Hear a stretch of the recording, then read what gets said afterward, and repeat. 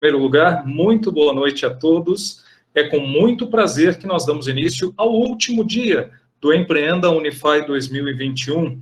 Esse que é um evento de realização da Pró-Reitoria de Extensão, com apoio da Pró-Reitoria de Ensino, da Reitoria do Centro Universitário de Adamantina, Unify, do Centro Integrado Empresa Escola CE, também do SEBRAE, da Prefeitura e da Câmara Municipal de Adamantina.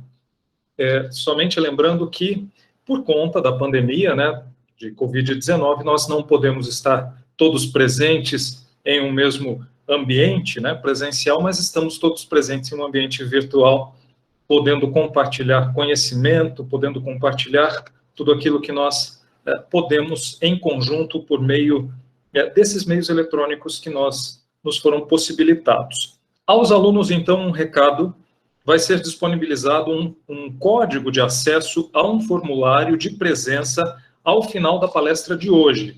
Então, assim que esse código aparecer na tela, é só acessá-lo, preencher o formulário para confirmar a sua presença de hoje e para garantir o seu certificado ao final do evento. Lembrando que esse código ele tem um prazo de validade. O prazo de validade dele se expira ao final do horário habitual de aula de hoje. Muito bem, nesse instante vamos dar início oficialmente, passando a palavra ao coordenador dos cursos de Administração, Ciências Contábeis e Ciências Econômicas da Unify, professor Dr. José Aparecido dos Santos, para as suas boas-vindas aos participantes, falando em nome da instituição. Professor José Aparecido, o seu microfone. Boa noite a todos os professores, alunos, pessoal, os pró-reitores e presente. A nossa convidada de hoje, a professora doutora Luciana Giba, muito bem-vinda.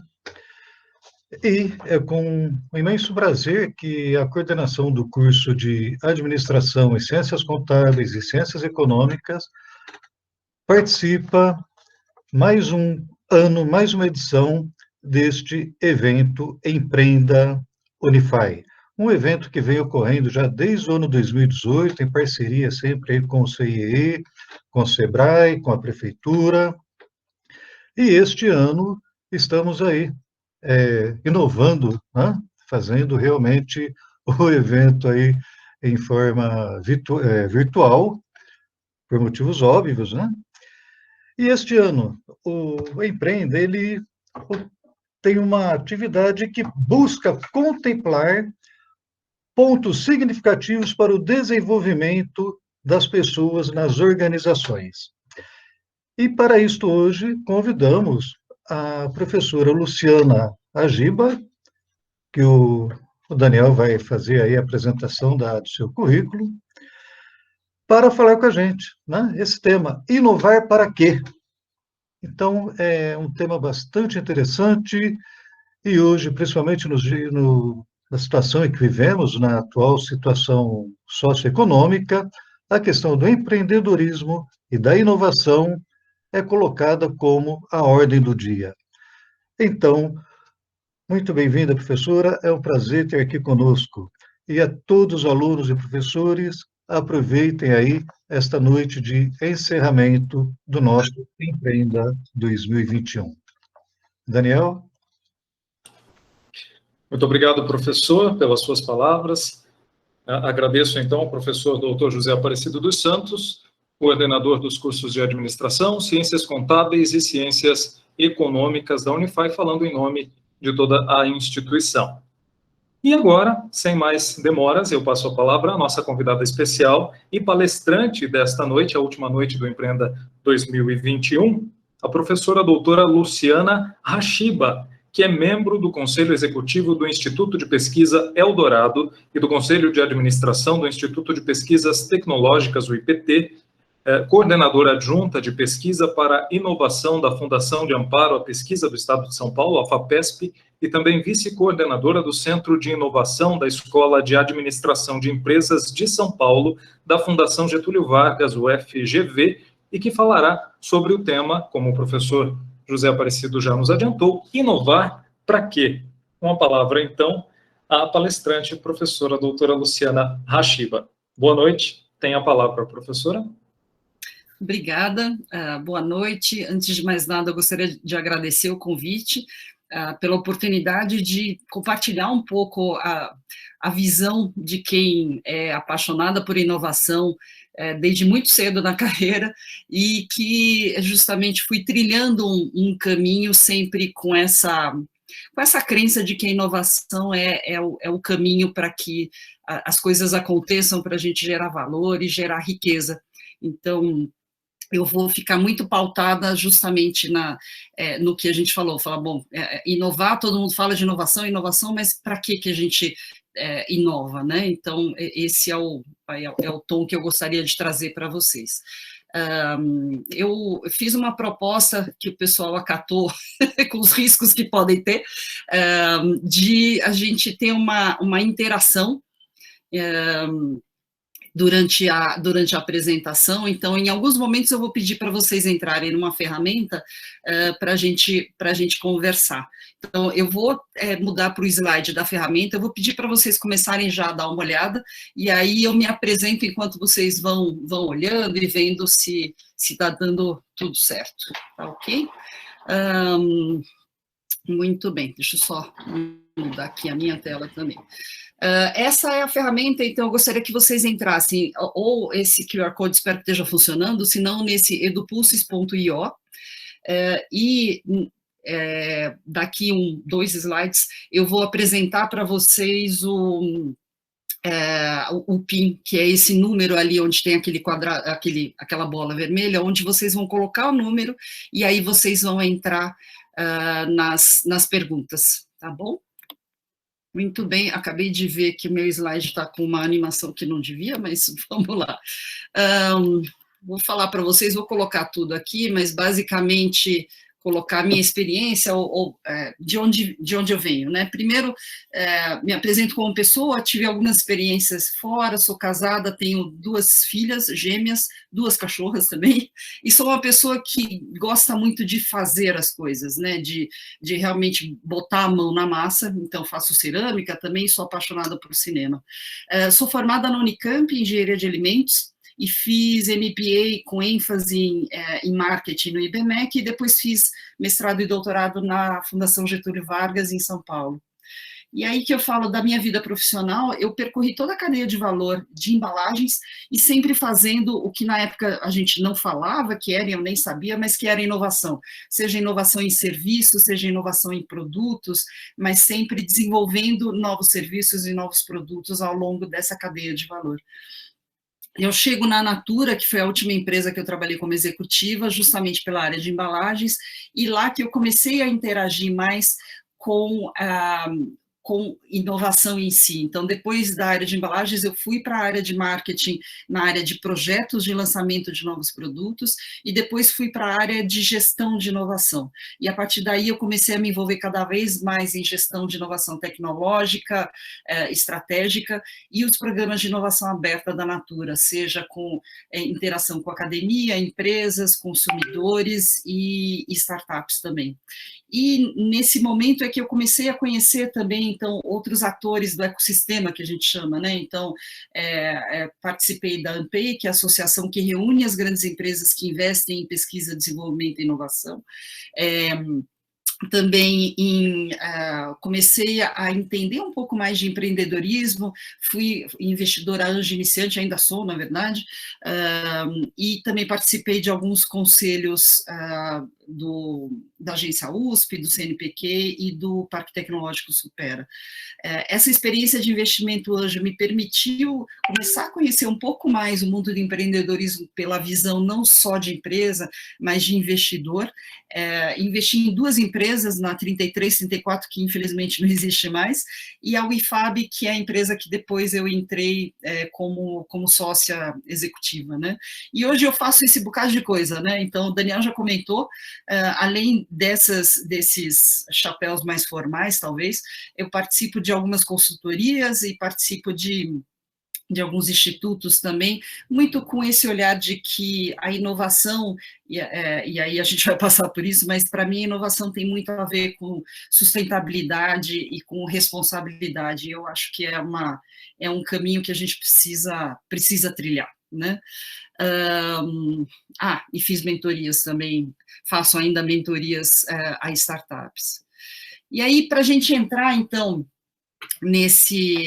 no EduPulses, se vocês puderem digitar esse código 1926279, vocês já vão entrar na ferramenta, e aí é um primeiro aquecimento, né, para ver se vocês se familiarizam com ela, se começa a ficar legal. Quem conseguir se conectar provavelmente vai ver essa. Daniel, se você puder colocar no chat, pelo menos para o pessoal que está conectado no Meets para o PIN, acho que garante que eu vou mudar aqui a tela. Quem conseguiu se conectar... desculpa, aqui tem o PIN também. Deve estar olhando essa tela. Que bom que você conseguiu se conectar, né? Seja super bem-vindo. E aí eu vou pôr a primeira pergunta, né? E a primeira pergunta é mais para realmente a gente se aquecer e ver se vai dar certo a gente usar essa ferramenta aqui. A ideia é assim, como você está chegando para esse evento hoje, né? Está cheio de gente aí que deve ter feito um monte de coisa durante o dia, e aí a ideia é que vocês usem o celular para poder pôr emojis. Óbvio que dá para pôr no teclado também, né, aquelas outras carinhas, mas fica divertido quando a gente põe emojis, como o pessoal está colocando aqui, né? Então a gente começa a ver como é que está mais ou menos o clima, né, da sala virtual que a gente está tendo. Legal, tá todo mundo, pelo menos até agora, animado. Eu acho, tem gente meio sem saber, mas, de um modo geral, estamos com um clima positivo, ótimo. Vou ver se eu consigo manter esse clima até o final. Legal. Acho que estamos num bom momento, animada, que bom, que bom. Eu espero conseguir trazer para vocês, talvez tenham coisas que não sejam tão novas, mas sempre é bom ver a perspectiva, um olhar diferente, e uma carinha que talvez não esteja tão bem, espero que a palestra aqui ajude a animar, e a gente vai ter tempo de conversar no final também, acho que é super, super bom. Que bom, tem gente cansada, mas, de um modo geral, acho que a gente está bem. Que bom, gente, fico feliz que a gente está começando de um jeito legal. Muito bem, então vamos lá. Eu queria, antes de falar o para quê, eu sempre falo, inovação tem contexto, né? Inovação acontece em algum lugar, para alguma pessoa, então é sempre bom a gente passar um pouco por contexto. Eu trago um contexto muito geral, mas que ajuda a dar uma balizada, pelo menos do que eu estou enxergando do contexto. Talvez tenha um olhar de vocês que seja diferente, e aí, quando a gente for conversar, eu vou adorar ouvir. A primeira coisa é que a gente diz que, durante muito tempo, talvez a gente tenha se sentido num céu de brigadeiro, né? Que está tudo azul, com daquelas nuvens que não são de chuva, né? E a gente começa a se ver nesse cenário, num cenário de muita turbulência, de muita inconstância, né? E começa a achar que, nossa, o que está acontecendo, né? E, para mim, a questão do contexto e da inovação é que a gente acha um caminho para sair dessa turbulência, ou pelo menos conviver de uma forma diferente com essa turbulência, né? Então, eu acho que é um bom paralelo do que eu vejo como contexto, quer dizer, é também uma questão de perspectiva, é também uma questão de como você encara o contexto em si. E aí, o que gera essa sensação de que as coisas estão turbulentas, né? Aqui, eu imagino que na plateia a gente tenha gente de diversas idades, mas tem um pessoal muito jovem que provavelmente nunca viu, ou pelo menos só ouviu falar de algumas dessas tecnologias, né? Então, são coisas que eu praticamente peguei todas, algumas menos, mas, de um modo geral, eu peguei todas essas tecnologias, mas essa é uma pesquisa que foi feita lá no Reino Unido, com crianças, né, então, de 6 a 18 anos, então, menores de idade, perguntando para eles, né, se eles conheciam, né, na verdade, o que eles não conheciam dessas tecnologias. E aí a gente vê que cada vez mais tem tecnologias que desapareceram. E mais do que isso que esse slide não mostra, e que o próximo slide, ele é um vídeo que ele costuma não funcionar, mas eu coloquei o link no YouTube, se é que vocês não viram, porque ele viralizou muito no WhatsApp, né? Que é um vídeo que mostra... ele não vai funcionar. Ele mostra como foi a evolução da nossa mesa, né? Da nossa mesa do escritório. E para quem não viu esse vídeo, depois entra nesse link, ele mostra tudo desaparecendo, porque no final das contas, as tecnologias, novas tecnologias, principalmente as digitais, desde 1980, foram fazendo com que a gente tivesse os hardwares cada vez mais compactos, mas mais do que isso, virtualizar uma série de coisas que eram físicas, né? Então começa a virtualizar várias dessas coisas que vão para dentro do digital. E no digital, ele passa de dentro do computador para dentro de um celular, de um tablet, de um celular, né? Então, a sensação muitas vezes é essa, porque tem muita mudança, e é uma mudança acelerada, né? A tecnologia digital, ela proporciona uma mudança muito acelerada, que leva, muitas vezes, a justamente a gente ter essa inundação de informações. Então, aqui é um exemplo, são vários... são recortes de vários sites que falam de tendências, né? Então, o que está acontecendo com o comportamento do consumidor, né? Quais são as tendências que estão moldando o comportamento das pessoas, né? São diversas tendências. Vocês devem ter visto, saíram várias também listas de quais são as tecnologias mais impactantes, e a cada ano sai uma lista. Então, tem uma bagagem de coisas muito grandes, e o que a gente precisa começar justamente é entender o que vale a pena, né, o que faz sentido para mim, né, para cada pessoa, no seu contexto, e utilizar isso da melhor forma possível, né? A gente sempre fala, informação não é conhecimento, informação é o que você usa para realmente analisar e gerar conhecimento, e esse é um grande desafio. E aí tem um termo que não é novo, mas que é muito ainda utilizado, que é esse VUCA, né? Que fala que o mundo está muito volátil, né? Então as coisas estão mudando muito ainda, e que ainda não, está mudando muito constantemente. Existe uma incerteza, né? Não se consegue enxergar para onde se vai. Existe uma complexidade muito grande, então nada é mais simples, porque, na verdade, principalmente pela presença do digital, está tudo muito conectado. Então, qualquer coisa que se faça hoje ganha uma dimensão diferente. Qualquer coisa que se faça hoje em um lugar é muito conhecido rapidamente em outros lugares. As pessoas se conectam de uma forma diferente, muito mais rápida, né? A gente vê esses movimentos que combinam através de Facebook, o WhatsApp, o que seja, e você vê um movimento enorme acontecendo, porque o digital permitiu isso também. Mas tem uma questão de complexidade de entender que nós fazemos parte de sistemas, né? Então, ninguém mais é isolado, todo mundo sabe ou percebe que está conectado com alguém, seja digital, seja pelas suas atividades, né?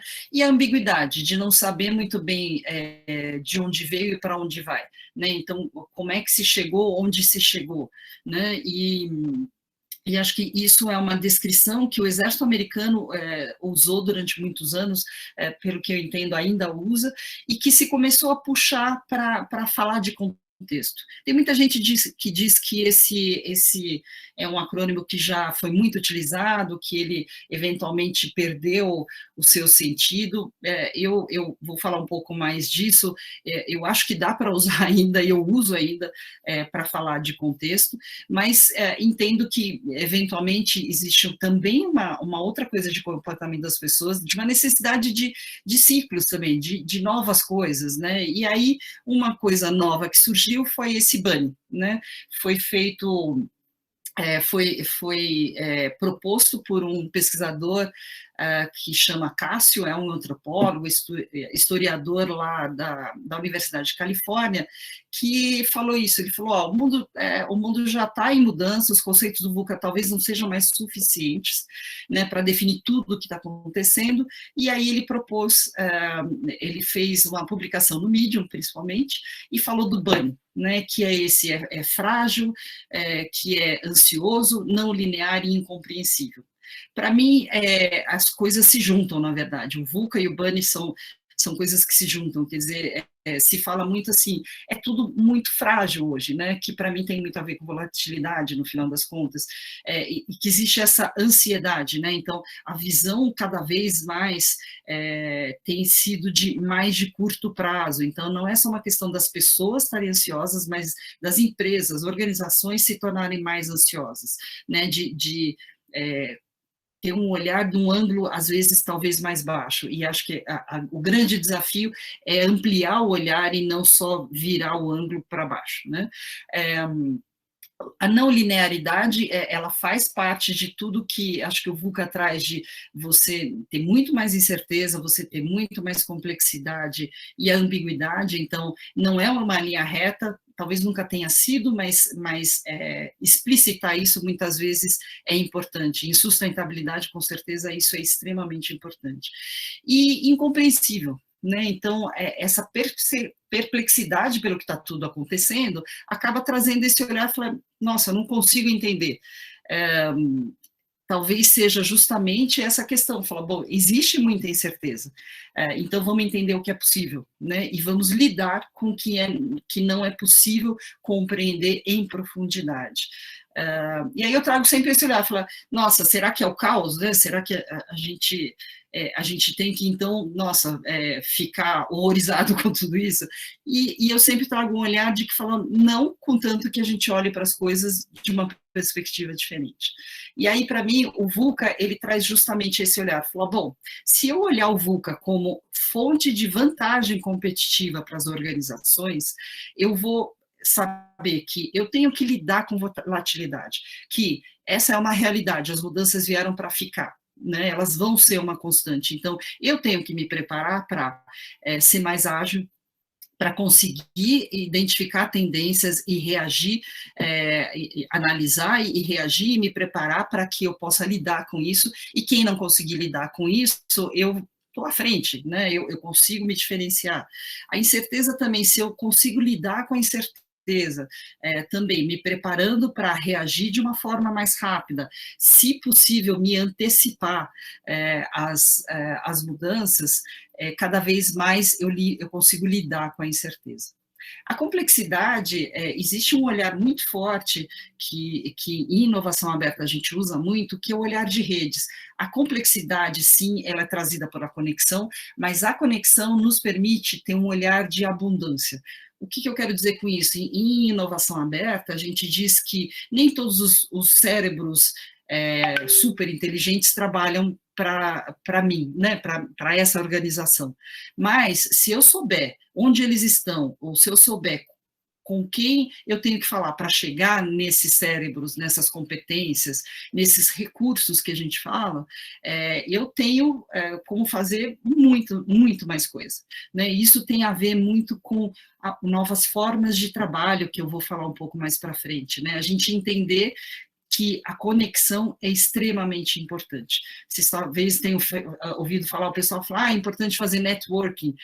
Networking é basicamente isso, né? Você se conectar de alguma forma, com um propósito, né? Então, você se conectar com propósitos, porque aí você consegue entender como entender que você não precisa ter todos os recursos com você. E a ambiguidade é a mesma coisa em administração, o professor com certeza deve ter já olhado muito isso, a gente fala de ambiguidade causal, você não saber por que aquilo aconteceu do jeito que aconteceu. E aí, para as empresas, é um pouco isso, assim, bom, aquela empresa tem um diferencial e ninguém sabe exatamente como conseguiu chegar lá, né? Então, isso leva muitas vezes tempo, né? Então, existe uma questão de ambiguidade causal, de não saber de onde, mas também uma questão de ter tempo para se desenvolver as coisas. Então, você acessando a rede, você consegue sim acelerar? Sim, por isso que tem empresas que são mais novas, mesmo assim, elas estão se diferenciando, porque elas se conectam do jeito que elas entendem que faz sentido para acessar recursos. E o Bunny, justamente, ele também tem esse olhar, fala, bom, o Bunny pode ser endereçado de um jeito diferente, e o próprio Cássio traz na publicação do Medium dele, ele fala, olha, a fragilidade pode ser enfrentada com capacidade e resiliência, né? Então, eu acesso recursos e eu também me capacito, e eu sou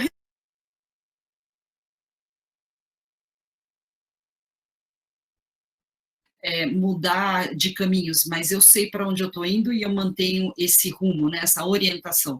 Tem um autor, o Joito, lá do Media Lab, que ele fala, em vez de usar mapa, vamos usar bússola, né, e eu acho que é um pouco esse olhar. A ansiedade pode ser aliviada com empatia e atenção plena, né, acho que isso, para a inovação, cada vez mais a gente fala de empatia, né, se colocar no lugar do outro para entender qual é a dor que a gente quer endereçar, qual é o que aquela pessoa precisa, que eu consigo trazer uma solução.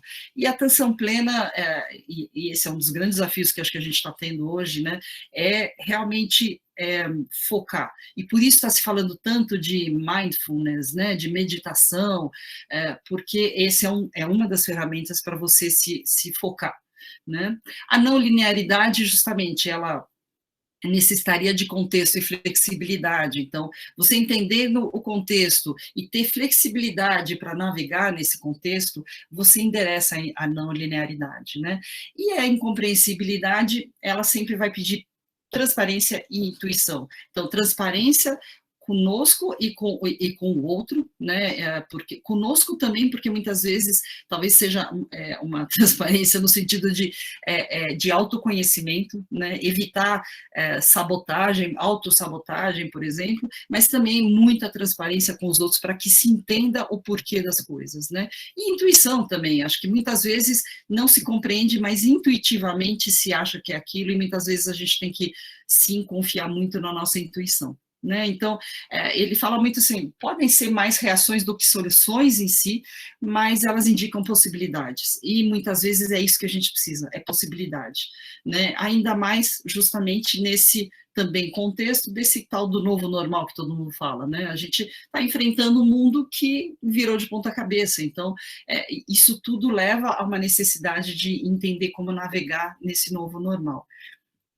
E aí, para fechar essa parte, acho que esse senhor é um senhor muito reconhecido, né, o Peter Drucker, que fala isso, fala, bom, o perigo né, o maior perigo nesses tempos não é a turbulência, né, de turbulência, não é a turbulência em si, mas é a gente agir com uma lógica do passado, né? Então, não dá, a gente precisa mudar a nossa lógica, e acho que tem muito a ver com justamente esse desenvolvimento das pessoas nas organizações, passa por isso. A empresa não pode mais olhar para as pessoas numa lógica de ontem, as pessoas também não podem se olhar numa lógica de ontem também. A gente precisa se desafiar, né? E aí, acho que para apimentar um pouco mais tudo isso, a gente tem a sustentabilidade. A gente não pode mais não olhar para o desenvolvimento sustentável, né? Acho que a maior representação hoje dos ODS, né, dos Objetivos de Desenvolvimento Sustentável, é justamente esse olhar de que existe hoje uma ferramenta que são esses objetivos que permitem que as organizações olhem onde elas estão atuando, o que elas estão fazendo e determinem metas para atingir, né, para que a gente consiga trazer todo esse olhar. Então, todo esse contexto, ele pouco importa se a gente não tiver onde viver, o que comer, água para beber, e que as pessoas tenham uma vida digna dentro de um ambiente sustentável, né? Então, além de tudo, a gente tem mais isso, né? Uma outra forma de olhar os ODS também é isso, mas entendendo justamente, nós temos essas 4 dimensões e elas precisam andar juntas, né? Então, ambiental, social, econômica e institucional. Então, perante todo esse contexto de turbulência, a gente tem ainda o desafio de não perder o olhar de que a sustentabilidade ela é transversal e é a base de tudo isso que está acontecendo, né? E aí a conexão muito clara disso com a inovação é esse gráfico que foi publicado por esse projeto Natural Edge Project e muito usado, que traz essas ondas de inovação, que remete a um pouco àquilo que eu falei, aquela mesa, né, de escritório que eu mostrei, o quanto essas ondas de inovação, elas estão cada vez sendo mais agudas, ou seja, elas estão sendo mais curtas, o quanto elas levam em conta tudo que aconteceu nas ondas anteriores, e que essa sexta onda é a onda que traz ela tem que usar tudo o que se conheceu nas ondas anteriores e ela traz esse grande desafio da sustentabilidade,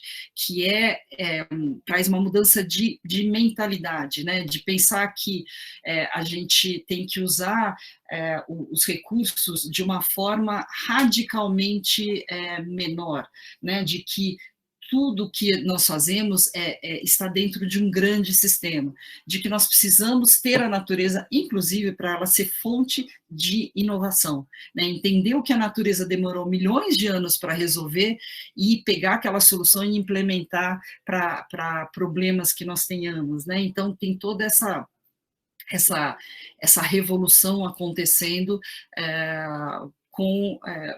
na ligação da inovação com a necessidade, sim, de prosperidade, mas com a sustentabilidade como um grande provocador da inovação, né?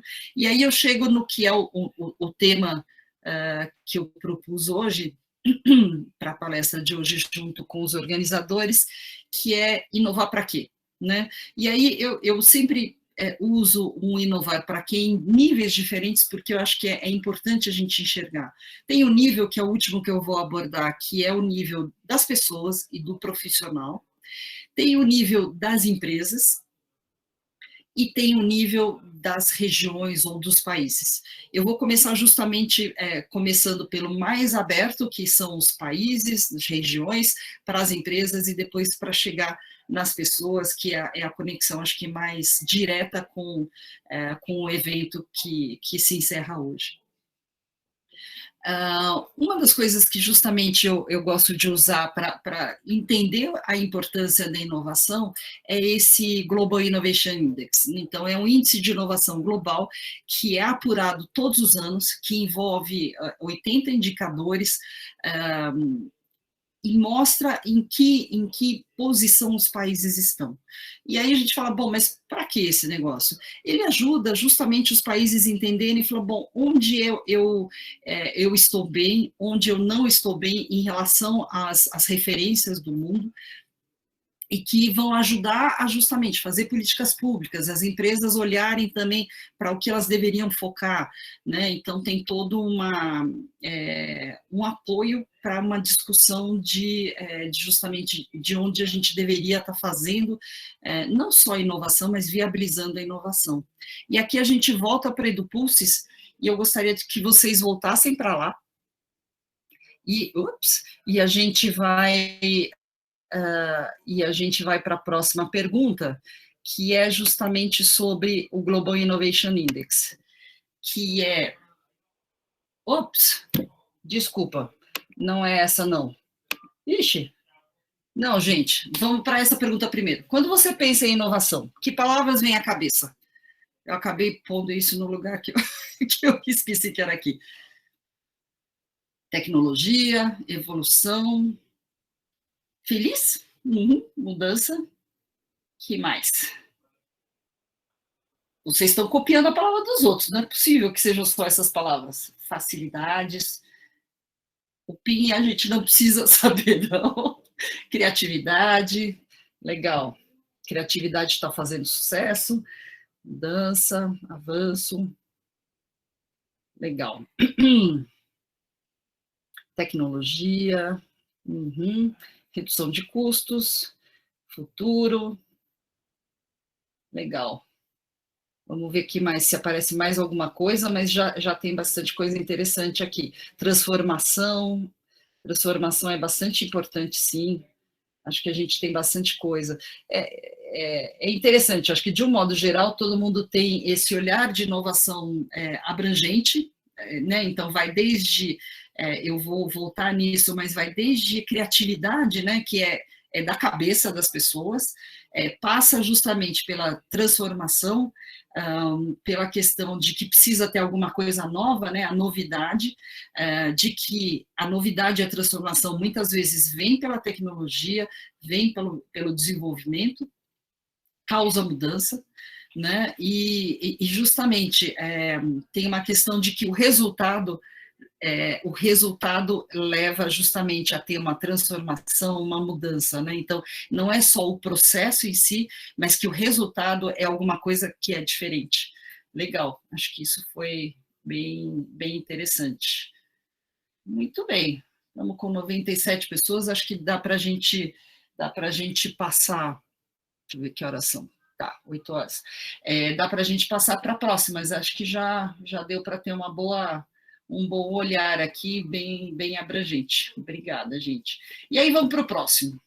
A próxima pergunta tem a ver, finalmente, com o Global Innovation Index. O que eu gostaria que vocês fizessem? Aqui é uma votação. Quais os países têm melhor colocação? E aí, quem vocês acham que deveria ficar no alto? Vocês votam para cima, quem vocês gostariam que ficasse para baixo, volta para baixo, e em algum momento a gente para.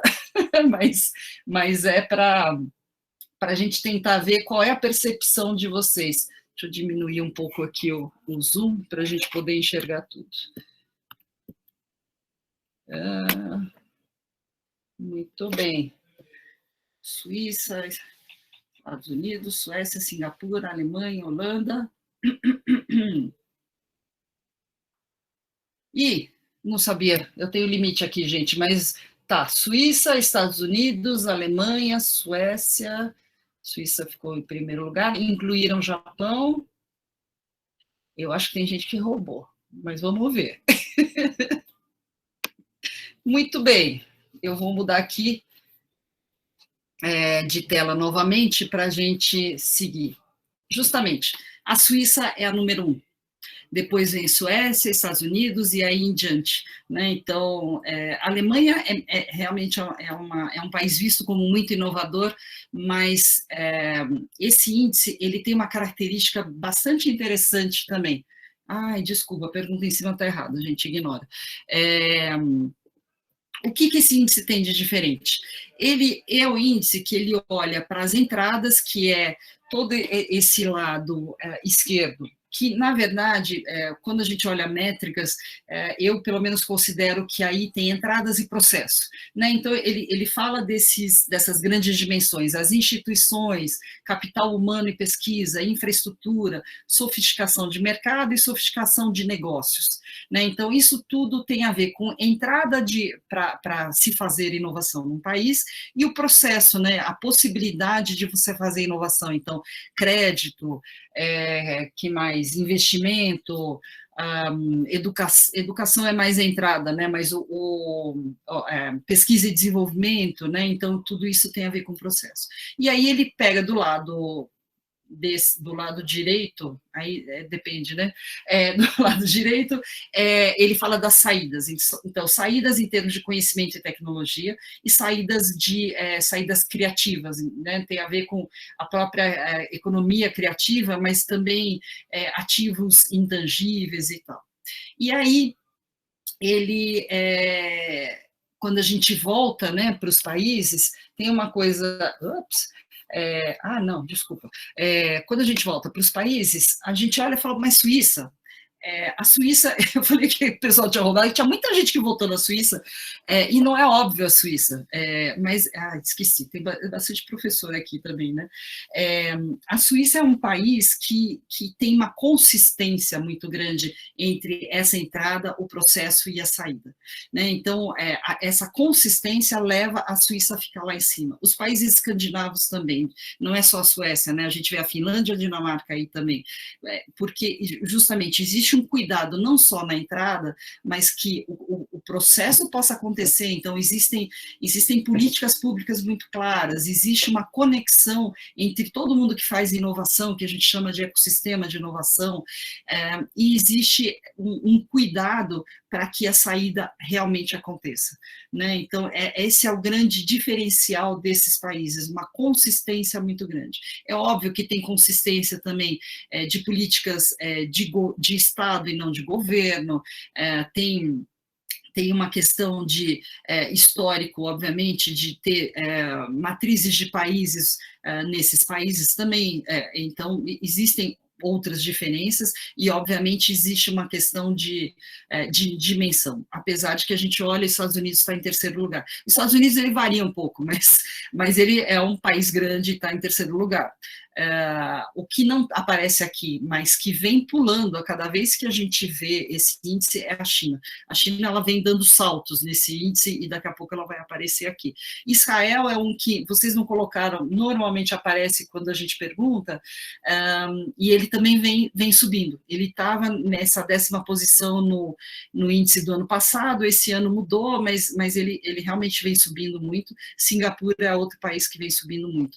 E aí quando vocês olham as notícias sobre inovação, é muito claro que esses países realmente estão se alinhando, estão tendo estratégias muito claras, né? A Singapura é um exemplo realmente muito interessante, eles têm estratégias muito bem estabelecidas, muito claras, e eles têm pessoas em outros países fomentando essa conexão, né? Então, isso realmente tem dado efeito, né? Muito bem, e aí Nossa, eu acho que eu inverti um negócio aqui. Eu queria que a gente voltasse para o EduPulses agora, para falar de outra pergunta. A gente falou dos países e tal, e agora o meu desafio a vocês é a gente ver qual é a colocação do Brasil no GI. O que vocês acham? Votem aí qual que é o ranking que vocês acham que o país está. 62, 93. Todo mundo vai ficar nesses dois? A gente tem variações agora, pelo menos dá margem para a gente discutir, né, gente? Senão fica muito sem graça. Bom, ninguém acha que o Brasil está tão ruim assim, né? Vocês devem ter visto no outro slide, são 131 países, né? Então 50 seria abaixo da metade. Não tem tanta gente que acha que o país está tão... Não, desculpa, tão bem. Estou falando ao contrário, desculpa, ao contrário. Nossa, tem muita gente achando que o Brasil está muito ruim. Está todo mundo mais descrente de que a gente esteja tão bem. Não, legal, acho que já deu para ter uma noção de como que a gente está. Muito bem, vamos voltar lá para a nossa apresentação. O Brasil está em 62, né? Ele tem variado um pouco, tem melhorado um pouquinho esse ranking, mas as melhoras não foram devido ao país, foram devido a mudanças da metodologia. A gente vem de uma forma razoavelmente lenta caindo nesse ranking. A gente tem piorado ao longo dos últimos anos. E aí eu fiz um exercício aqui, não trouxe todos os ofensores, né, o que faz o índice cair para baixo e o que faz o índice levar para cima, mas eu trouxe uma reflexão para a gente aqui. O Brasil, por exemplo, em tamanho de mercado doméstico, ele está em 8º lugar. A economia do Brasil o mercado brasileiro é muito grande, né? O investimento em educação, o Brasil está em 12º no ranking de 131 países. E os serviços governamentais online, o Brasil está em 22º. Então, assim, esses são índices que levam o Brasil para cima. O que tem nesses índices? Esses índices são índices de entrada, né? Então, o nosso mercado é um dado que a gente tem, o investimento em educação é uma entrada na educação, e os serviços governamentais são serviços que aí são mais de processo, né? Então, a gente tem muitos serviços governamentais online, muito mais do que muitos países. Qual é a nossa questão aqui? O que puxa a gente para... Ai. Onde é que está esse slide? Desculpa, gente, eu vou dar um pulo no slide aqui. O que puxa a gente para baixo são os processos e os outputs. Então, o PISA é uma avaliação que se faz, né, de educação, e a gente está em número 68. A facilidade de iniciar um negócio, a gente está em 106. A facilidade de obtenção de crédito, a gente está em 105. Ou seja, as nossas saídas e o nosso processo ainda comprometem muito o que a gente tem de entrada. Né? Então, a gente tem um bom investimento em educação, mas a saída não é boa. A gente tem serviços governamentais online num nível muito interessante, mas isso aparentemente não está ajudando na facilidade de iniciar um negócio.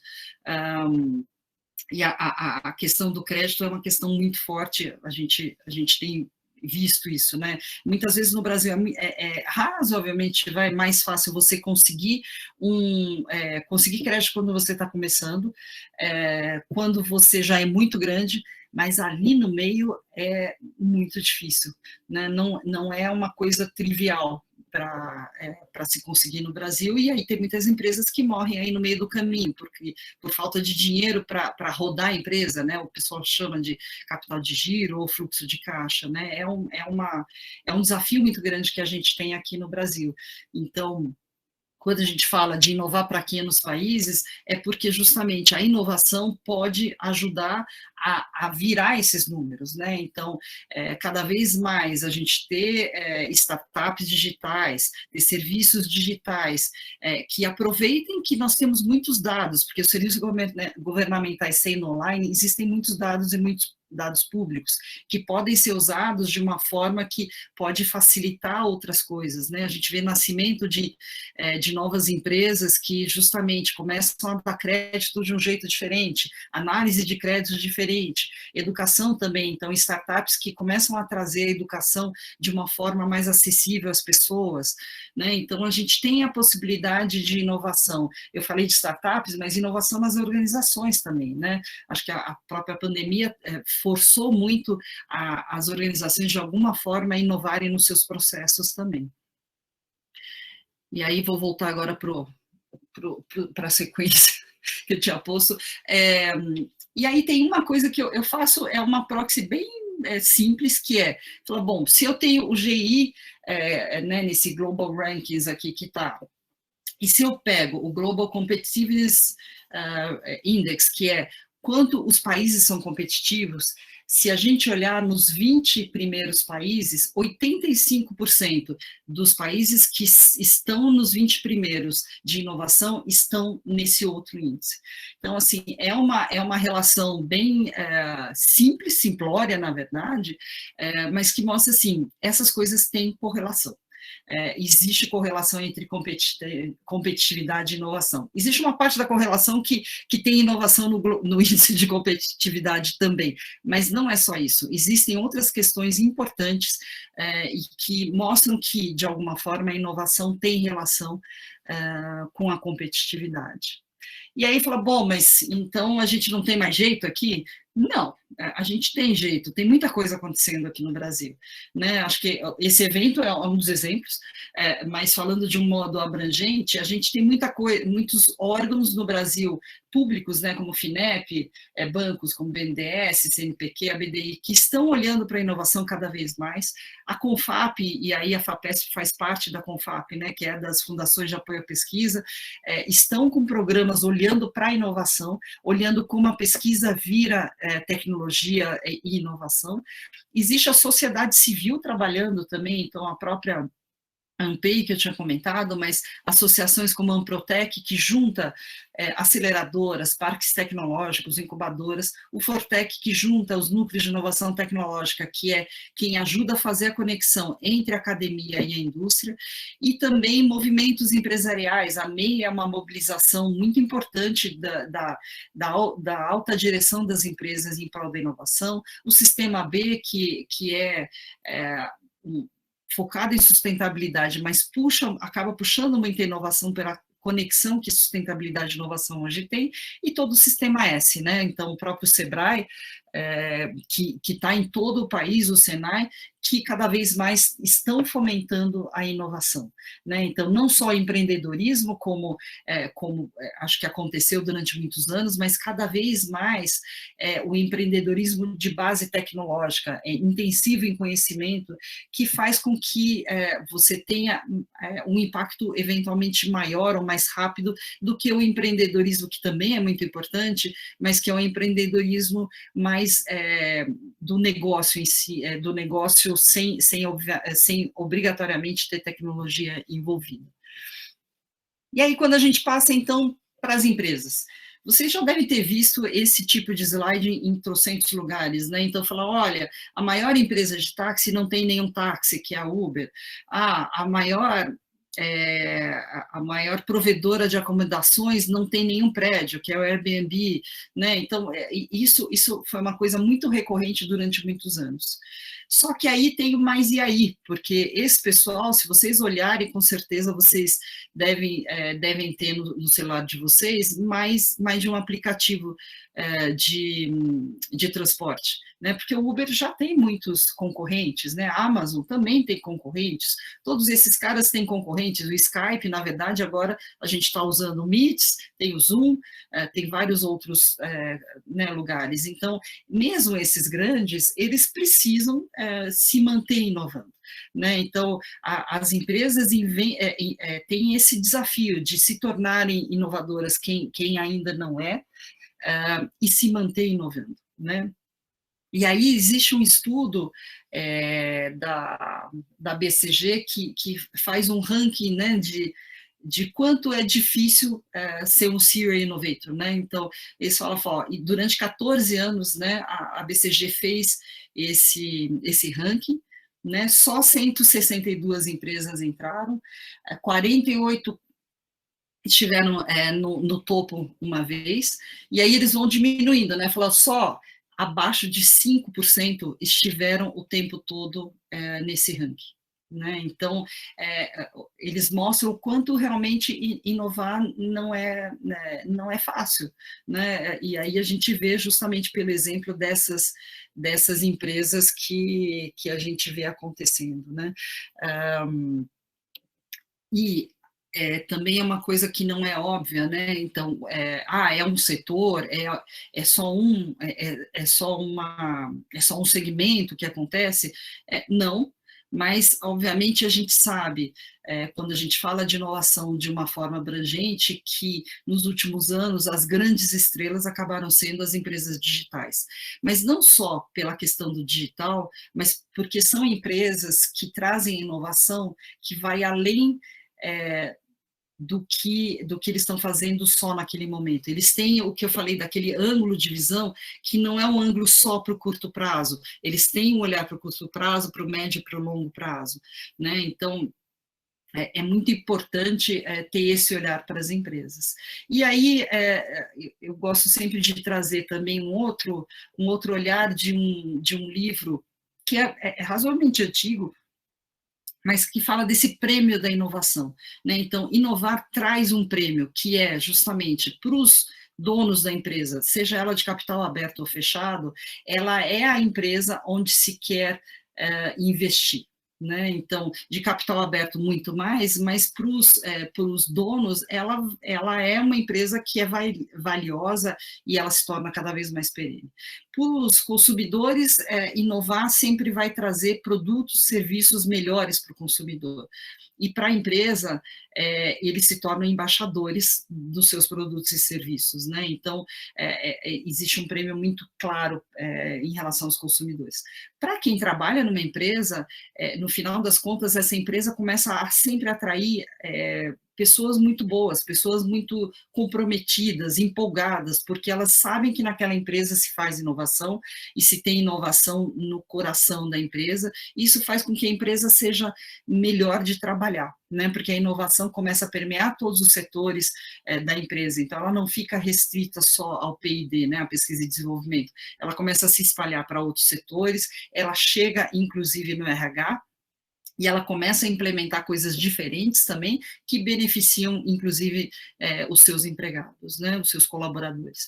E os parceiros, a empresa começa a ser o parceiro de escolha dos seus fornecedores e de quem traz coisas novas, né? Então, esse é um prêmio muito importante, porque a empresa, com aquele olhar de rede, a empresa não precisa, ela, o tempo todo, estar inovando sozinha, na verdade, nem deve, né? Os parceiros vão vir com novidades e vão ajudar essa empresa a ter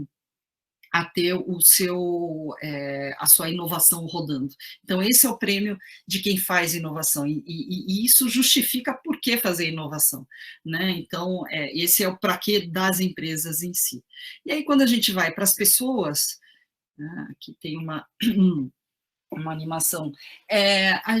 Esse é um estudo que agora ele venceu, é um estudo que foi feito em 2015 com o olhar de 2020 do World Economic Forum, né, o Fórum Econômico Mundial, que falava dessa disrupção de competências, né, de skills, que falava, olha, 35% das competências mais importantes vão mudar de 2015 a 2020.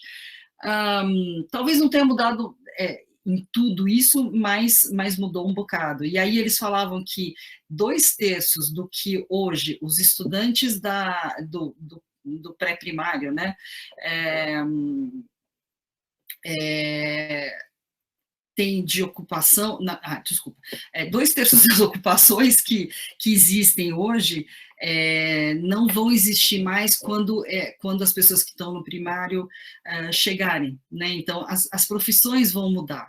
E aí, estudos mais recentes, por exemplo, o estudo agora também do Fórum Econômico Mundial, mas olhando para 2025, traz essas competências, né?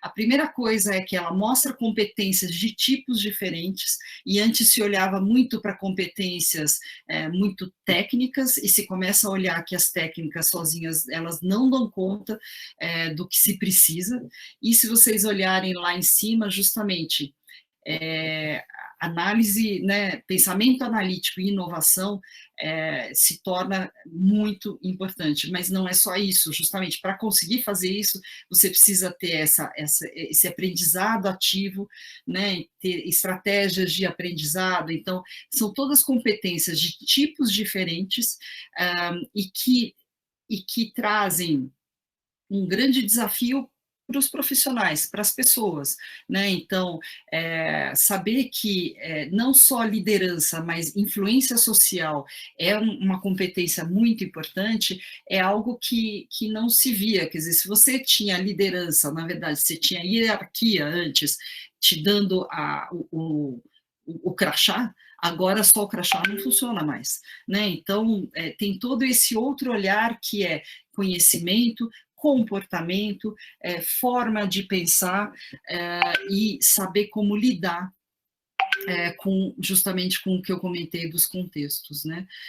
Outro estudo também bastante recente que o LinkedIn fez, ele fala também, falando de tipos, né, diferentes de competências, a gente fala dos soft skills, né, que são as competências que são inerentes, né, são das pessoas, e os hard skills que você vai atrás e aprende, tem que aprender, e aqui você tem uma mistura de coisas que são mais de tecnologia, né, principalmente digital, mas você começa a olhar UX, né, então User Experience, né, a experiência do usuário, como que você desenha isso, como você analisa negócios, né, como que você faz outras coisas que você não aprende em uma faculdade só, por exemplo, né? Então, como é que você tem estratégias de aprendizado, que apareceu no outro slide, para ter esses hard skills, e os soft skills para lidar com tudo isso quando você for trabalhar em equipe, né? Quando você for ser líder de uma equipe, por exemplo. E aí outro estudo também que foi feito foi olhar e falar, bom, como que os negócios do futuro, né, entendem que as pessoas são o centro dos seus negócios e por isso cada vez mais existe uma necessidade nos negócios de se compartilhar ideias, se trabalhar em colaboração e ter o desenvolvimento contínuo.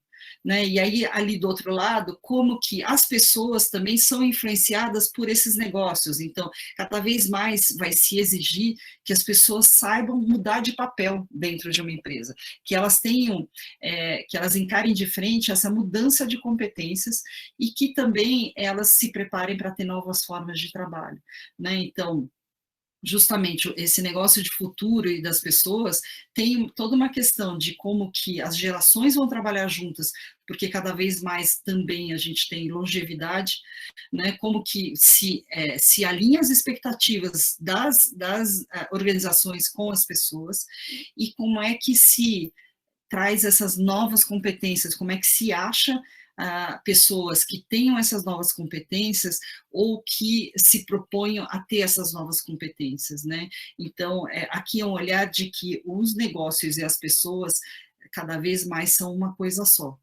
Principalmente quando a gente olha para empreendedorismo, mas não somente, as grandes empresas também precisam cada vez mais ter esse olhar sobre o que elas fazem. E aí, para finalizar, gente, para sobrar um tempinho para a gente conversar, eu queria trazer um final que eu acho que é importante chamar a atenção, que a inovação, ela passa por muito do que vocês também escreveram, que justamente eu parto de uma ideia, faço o desenvolvimento, faço depois a produção e chego no resultado, né? Então, vocês falaram justamente da novidade, né? Então, quando eu tenho uma ideia, eu tenho a ideia de que aquilo é alguma coisa nova, eu tenho o desenvolvimento, eu tenho que aí produzir, fazer as coisas acontecerem para realmente chegar no resultado e transformar. O que tem de novo aqui, que acho que é importante chamar a atenção, é, primeiro, a ideia, ela cada vez mais, é ótimo ter a ideia, mas é muito importante que essa ideia esteja conectada com uma dor, com uma demanda, com algo que existe uma necessidade. E que cada vez mais se exige que esse desenvolvimento seja feito em ciclos para que ele seja mais rápido, mais barato e que quando ele chegar a um ponto, ele chegue mais redondo. Não quer dizer que não vai se errar, mas a gente vai errar mais rápido e mais e gastando menos recurso, né? E por isso que a inovação, ela é esse conjunto de processo, né? Então, como se faz um processo mais ágil, com boas métricas, com pessoas capacitadas, trazendo um resultado, e isso tudo através de um mindset, de um modelo mental, de uma forma de pensar diferente, né? Então, inovar para quê? É justamente porque nós precisamos entender que, para inovar, a gente precisa olhar para processo, resultado e mindset, e para quê? Para justamente buscar que o nosso país esteja numa condição muito melhor, para que as empresas também sobrevivam a todas essas mudanças e contextos, e para que os profissionais e as pessoas encontrem trabalhos onde elas se realizem, onde elas consigam gerar riqueza para elas e para as organizações, e elas consigam se realizar. Né? No final das contas, para isso que para isso que, pelo menos eu acredito que a inovação existe, né? Para a gente realmente conseguir chegar nesse ponto. E é isso, gente, quero deixar aqui esse outro QR Code, se o outro funcionar, esse vai funcionar, é do meu LinkedIn, mas se vocês me buscarem no LinkedIn também, vocês me acham ali, fiquem à vontade para entrar em contato, para trocar ideia, estou super à disposição para o que vocês quiserem conversar. E acho que é isso, eu queria deixar justamente esse tempinho agora para a gente poder conversar. Daniel, não sei como funciona, se o pessoal põe no chat, eu fico aberta, perguntas, sim, comentários. Nós temos uma intermediação aqui. Aliás, nós já temos uma pergunta que vem do aluno Ellison Vieira, do primeiro termo de TADS, que é Tecnologia em Análise e Desenvolvimento de Sistemas. Ele pergunta o seguinte, se a professora já foi para fora do país, né, que tipo de inovação conheceu lá no exterior e que poderia compartilhar conosco aqui. Puxa vida, eu fui para o exterior. Mas, ultimamente, eu tenho conhecido mais as inovações através, obviamente, do digital e conhecendo né, de publicações e tal. Acho que lá fora, o que eu acho que vale a pena falar de lá de fora, não obrigatoriamente são as inovações, mas como se faz inovação, né? Então, para mim, uma das grandes questões que sempre eu gosto de ver quando eu vou para fora é esses ambientes de inovação, né? Como é que se faz a inovação acontecer?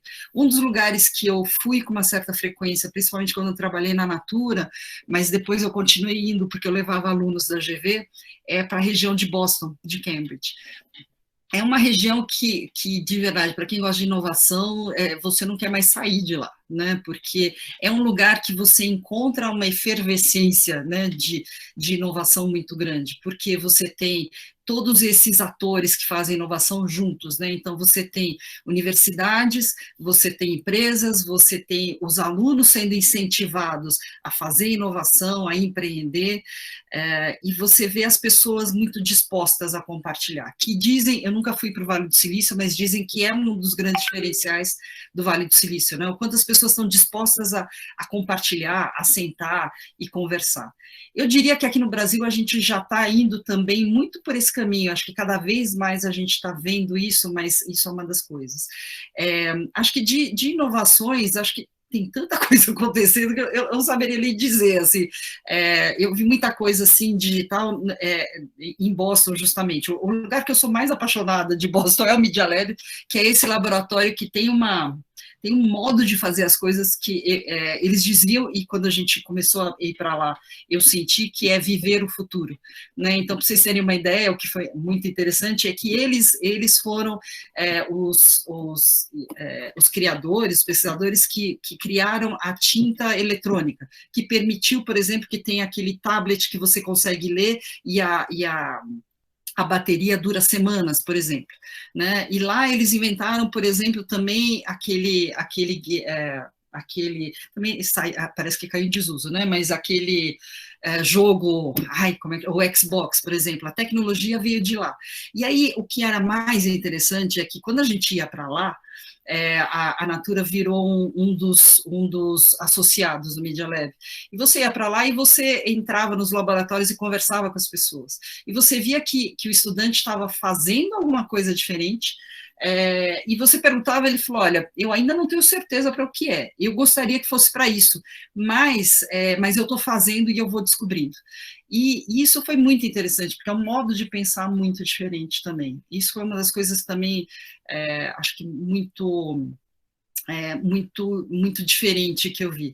Tecnologias, eu não sou do ramo de tecnologia em si, mas eu vejo muitas coisas que são impressionantes de biotecnologia, então vi coisas extremamente interessantes de usar micro-organismos com fins, por exemplo, de dar rigidez numa estrutura, por exemplo, de fazer impressão 3D também de vidro ou impressão 3D, é que isso justamente, já tem vários vídeos que correm no WhatsApp, né, impressão 3D de casas, então eu acho que cada vez mais, de verdade, as inovações a gente acaba vendo muito rápido, né, pela conexão que a gente tem hoje. Então, nem sei, eu acho que eu não respondi a sua pergunta, mas eu nem sei o que seria de mais novo, assim, tem muita coisa nova acontecendo, é só estar atento justamente a todos esses sites que acompanham e trazem novidades, né?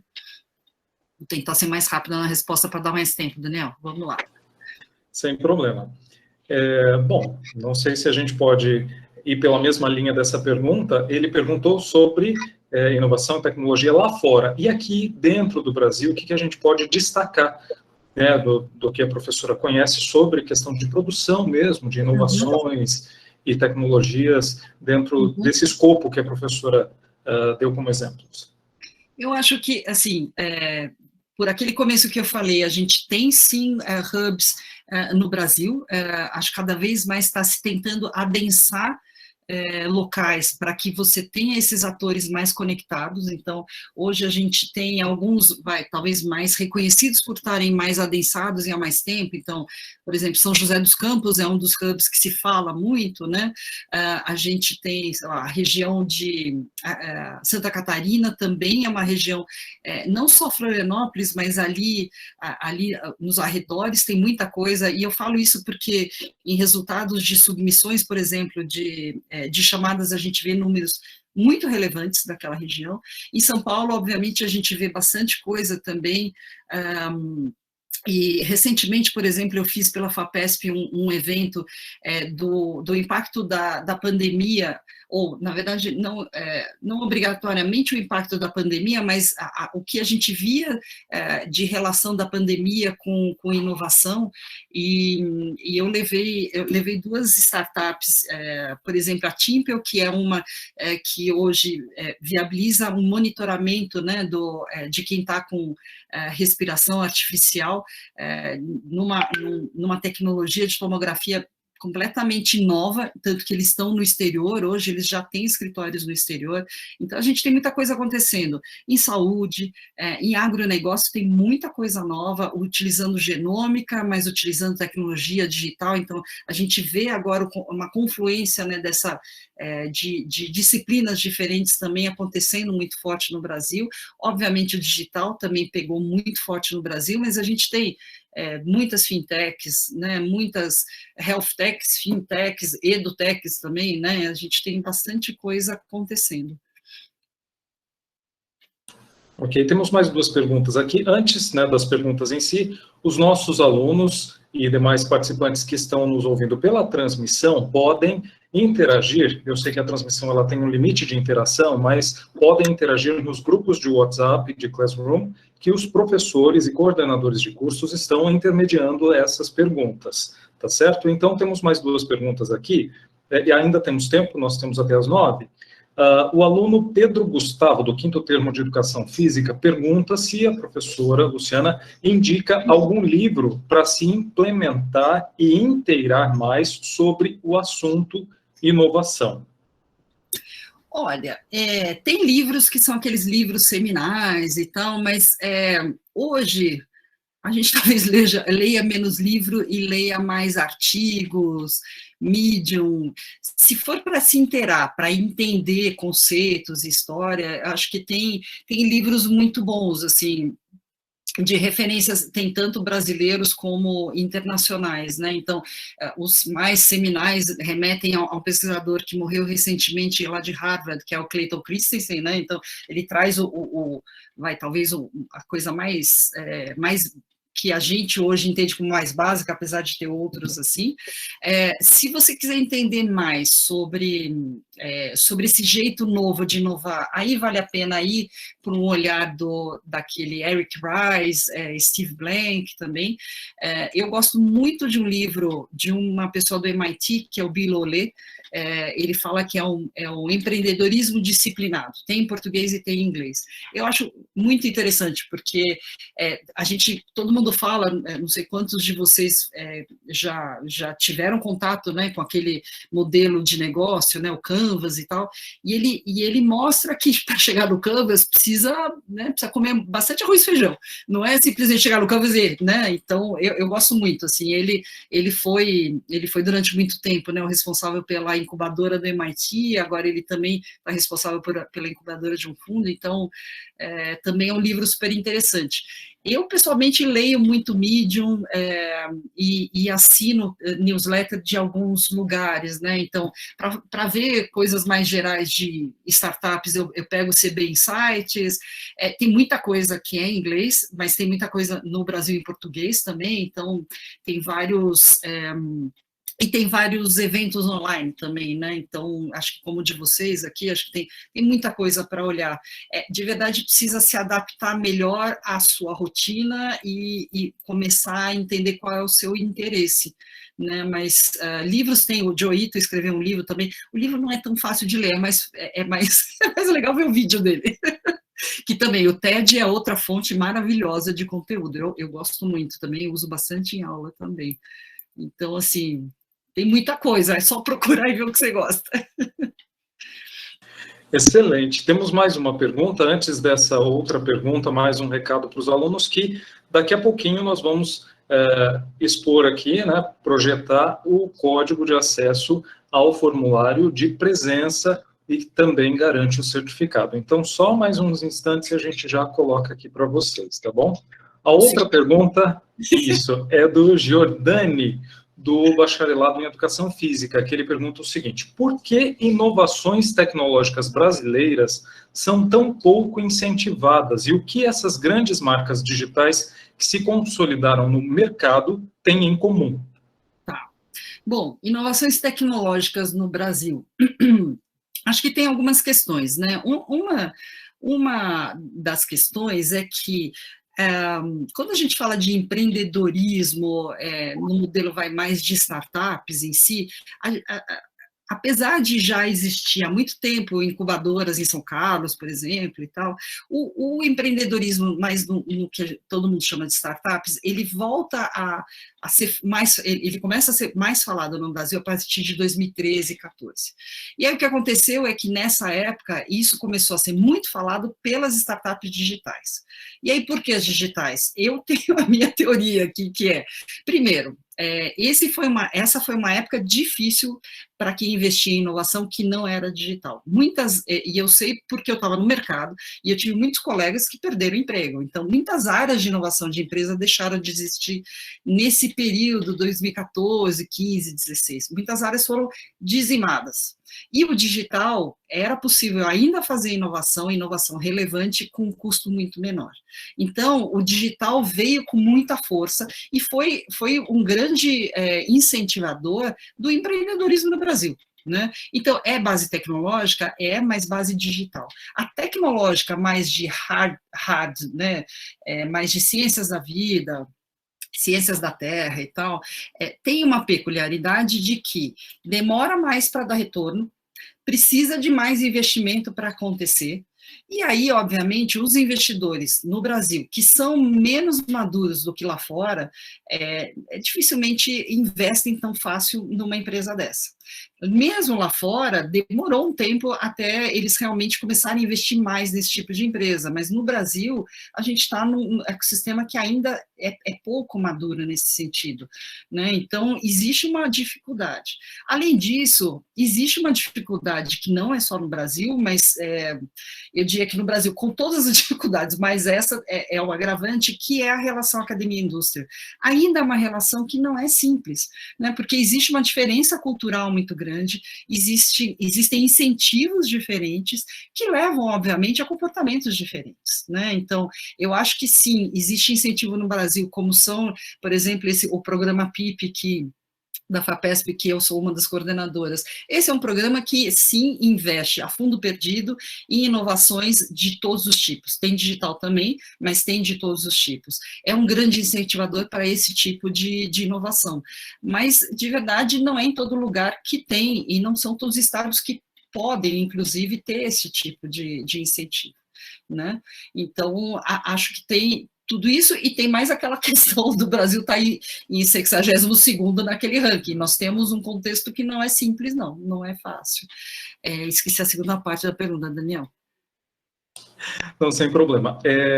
O que as grandes marcas digitais que se consolidaram no mercado têm em comum? Aí, de novo, minha interpretação. Eu acho que sim, eles têm um modelo que era essencialmente, obviamente, digital, mas alguns não só digital. A Amazon, a gente pode dizer que não é só modelo digital, tem uma parte logística muito forte por trás, mas elas têm também uma orientação muito clara, né? Tem estratégias muito claras. Elas tiveram, sim, até por muitas delas serem americanas, tiveram um CEO muito forte também, e isso ajuda na cultura, e tem culturas que incentivam a inovação. né? Tudo bem, tem coisas que são mitos, mas muito que não é mito é a verdade, assim, existe um jeito diferente, as pessoas são incentivadas de um modo diferente, elas têm mais autonomia, a ponto de, eu tenho um colega aí que trabalha em inovação, que ele fala, ó, a minha empresa dá muita autonomia, e sabe qual é o meu problema? Eu tenho dificuldade de contratação, porque na hora que eu falo para a pessoa o nível de autonomia que ela vai ter, e o nível de cobrança, obviamente, que ela vai ter, ele falou, tem gente que vai embora, então tem isso, né, tem todas essas questões, e eu acho que, para mim, tem isso, tem uma estratégia muito clara, tem um processo já razoavelmente bem estabelecido, e que não quer dizer que ele seja rígido, e tem um incentivo, uma cultura muito reforçada, né? Então, é uma cultura que vem do seu fundador e permanece mesmo depois que ele não esteja mais lá, né? Bom, e por falar nisso, qual é o maior mito, então, da inovação a ser superado aqui no Brasil? Sei lá, né, gente? Não, brincadeira. Eu acho que, não sei, acho que tem algumas coisas. Tem um mito que, acho que nem é só do Brasil, de que, assim, aquela pessoa é criativa. Não, todo mundo é criativo, né? O que a gente precisa é exercitar a criatividade. O pessoal fala, tem uma agência, a IDEO, que fala, né, a criatividade é um músculo, né, que a gente precisa exercitar. Então, isso é um mito. E é assim, aquele cara é criativo, então ele que consegue fazer as coisas, né? Não, né? E também essa história do empreendedor também, assim, o Steve Jobs é a Apple. Não, não é, né? Porque ninguém faz uma empresa sozinho, né? E aí, às vezes não é um mito, mas é uma coisa que as pessoas não gostam de enxergar, muitas vezes, né? Falando, eu vou fazer. Ninguém faz nada sozinho, gente, né? Isso, de verdade, acho que é outra coisa que não faz sentido. E eu acho que, assim, é óbvio que é guardar as devidas proporções, né, mas, assim, o Brasil é um país difícil de fazer um monte de coisa, mas, por outro lado, é um país que tem um bocado de oportunidade também, justamente por ser muito difícil. Então, acho que esse também é uma questão, assim, não vou dizer que é fácil, não é, mas que dá para fazer. E aí o que precisa é ter a diabo da resiliência, né, assim, obviamente, nas condições que forem possíveis, porque às vezes não tem condição, mas na medida que for possível, inovar. E aí, para mim, é essa história, você pode inovar no nível que der, né? Então, e por isso que eu falo muito de sustentabilidade.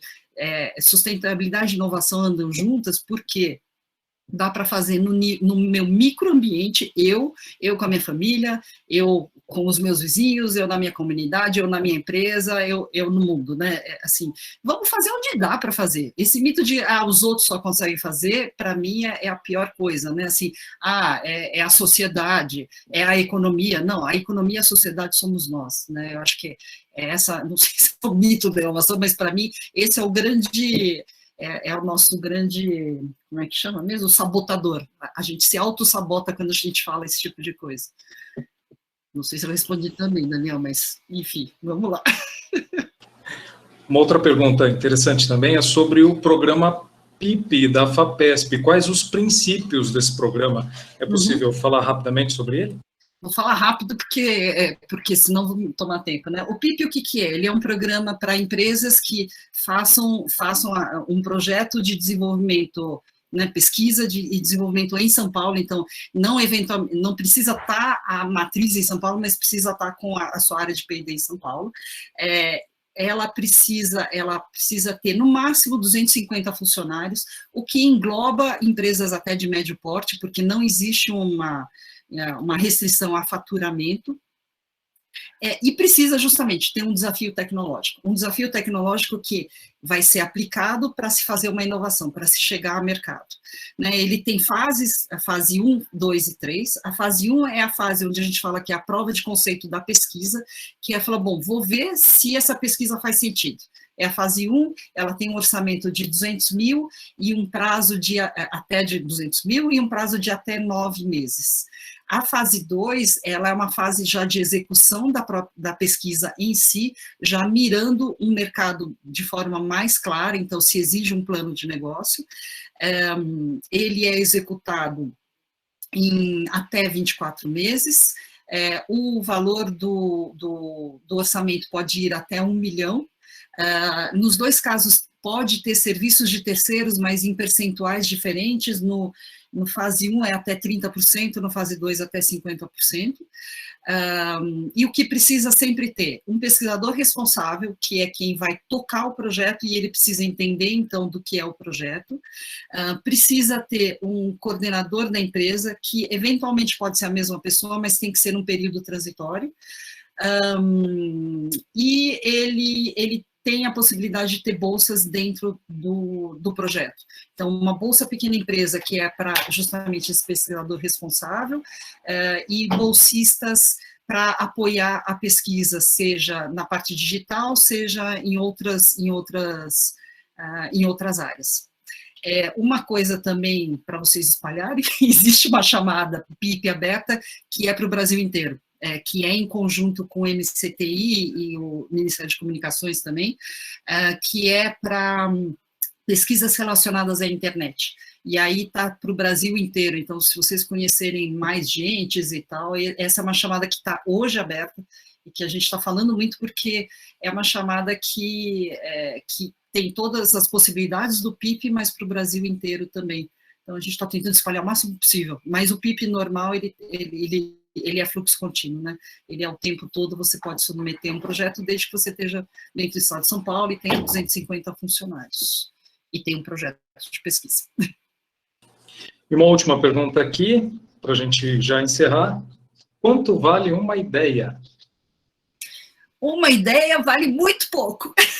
Eu diria que vale nada não, nada também é muito ruim. As pessoas falam, não vale nada. Não, vale, mas vale pouco, né, gente? Porque ter a ideia, de verdade, não chega em lugar nenhum se você não executa bem e rápido, né? Porque executar bem, devagar, alguém vai executar mais rápido que você, né? Então, assim, é isso, ter ideia é muito bom, e assim, eu já presenciei, vocês devem ter presenciado, quando sai alguma coisa muito legal, alguém fala, nossa, mas eu tive essa ideia.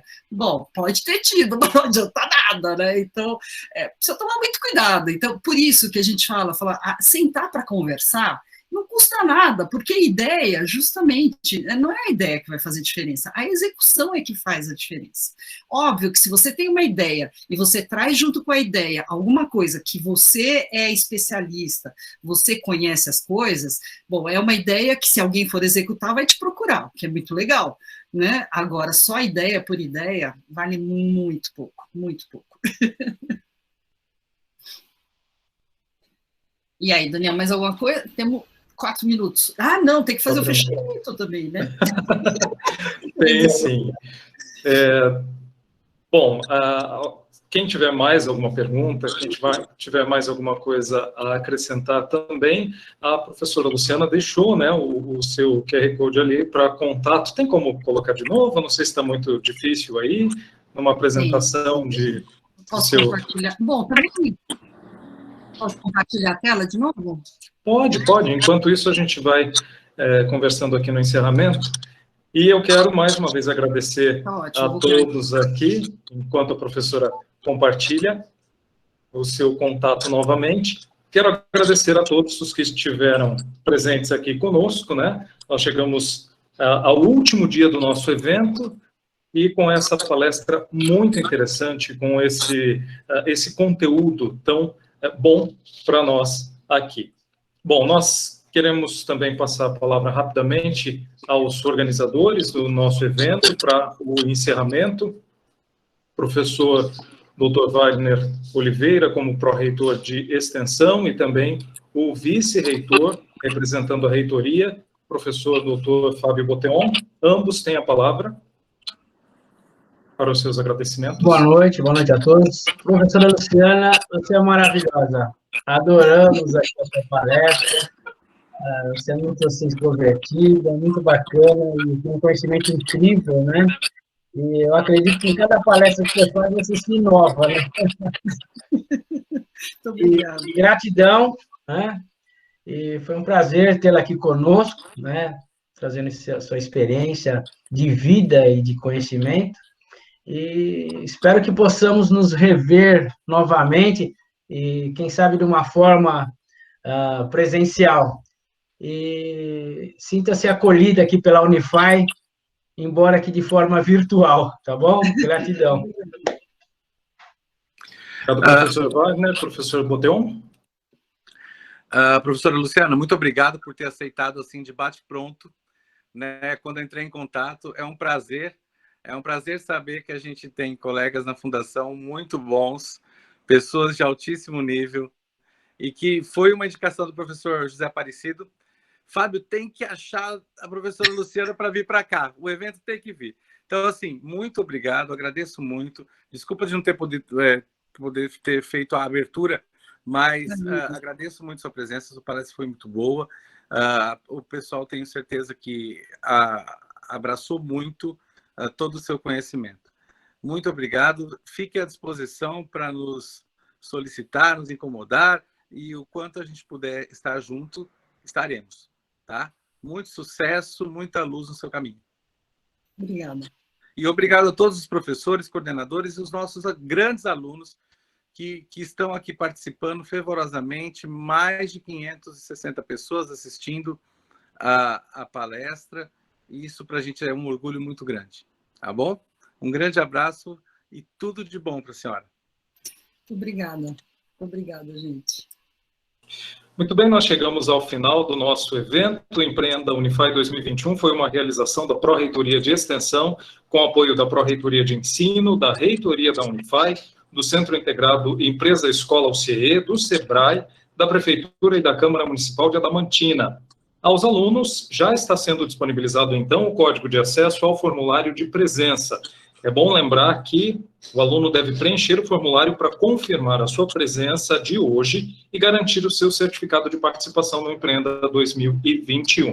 Lembrando, então, que as palestras do Empreenda estarão disponíveis na próxima semana no canal do YouTube da Unify. Então, se você perdeu alguma coisa, volta lá no canal do YouTube que tanto a palestra de segunda-feira quanto a palestra de hoje estarão disponíveis lá para assistir, tá bom? Só que esse código de acesso de presença, ele só é válido para hoje, tá? Então, durante o horário de aula, até as 10 para as 11 da noite, ele vai estar valendo. Depois disso, ele já não vale mais, tá bom? Então, a todos, muito obrigado, uma boa noite e até a próxima palestra. E aos alunos, continuem porque tem mais aula virtual daqui a pouco.